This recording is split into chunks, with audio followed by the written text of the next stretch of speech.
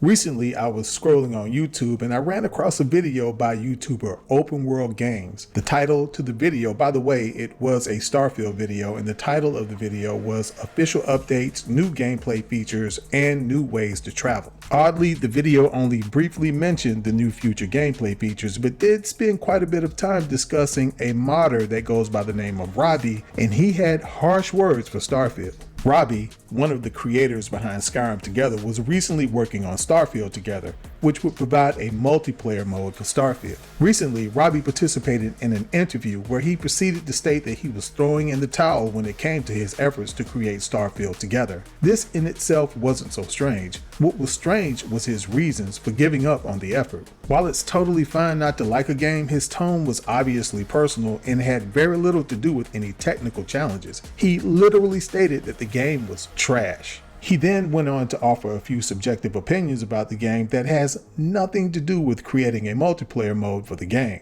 During the interview, he even referred to Starfield as the damn game, which is kind of weird. The interview came across like the guy was more than simply frustrated, so I decided to do a little research because there appeared to be more going on here than meets the eye. The guy and his team are known for creating popular multiplayer mods for a host of Bethesda games, and now that Bethesda is paying for quality modding, why would the guy choose this time to burn his bridges? Well, it didn't take long for me to realize that those bridges got burned in 2019 when he and his team had to publicly apologize for stealing SKSE source code from Skyrim. Back when Skyrim Together was Skyrim Online, the team had permission to use the SKSE code, but apparently there was a falling out and the permission was revoked. The odd thing is, once the team changed their name to Skyrim Together, they offered an apology saying they would simply try their best not to use the protected code again. Bethesda also had issues with Skyrim Together only allowing their Patreon contributors to have access to the multiplayer mod. Bethesda had strict rules against modders charging for mods no matter what method was used to charge for them. So it goes without saying that Skyrim Together has had a tumultuous relationship with Bethesda. Given the history, I'm guessing it all boils down to Bethesda not trusting them. But the team is also known for basically telling their Patreon contributors that they don't create for the fans. They have no interest in building a community, and they're not worried about people leaving. Strange comments from a team that begs for Patreon contributions because people leaving would naturally lead to less contributions. Of course, shortly after those words were posted, they were deleted. Here's what I'm guessing. And this is just a guess, I don't know this factually. I'm guessing that this guy and his team probably tried to get on board when it comes to the new official program, the official modding program that Bethesda is running, where they're now putting mods on Skyrim and I think one other game, and then later on they're going to put them on Starfield. I'm thinking this guy probably tried to get on board and now their past actions are coming back to haunt them.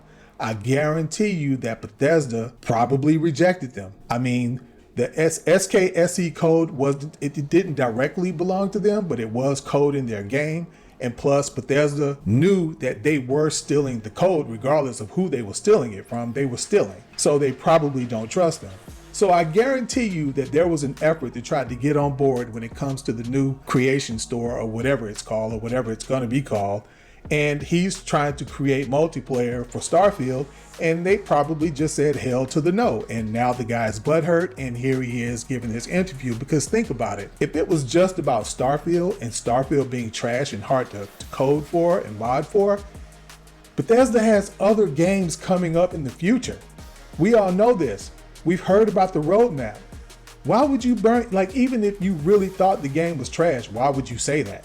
You know, like I deal with a couple of companies business-wise, and some of their services I don't like. But I'm not going to go out here, especially in an interview, and say that publicly.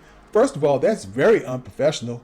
And second of all, you could harm, your potential for doing future business with that company. They get word of it. They get word that you're saying that.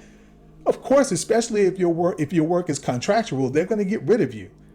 So of course they're not going to do business with these guys. I would be very, very surprised if Bethesda did business with these guys, but I'm not going to get into the whole history here. I'll put some links down in the bottom of this video for anybody who's interested in getting into it, because there's definitely more here than meets the eye.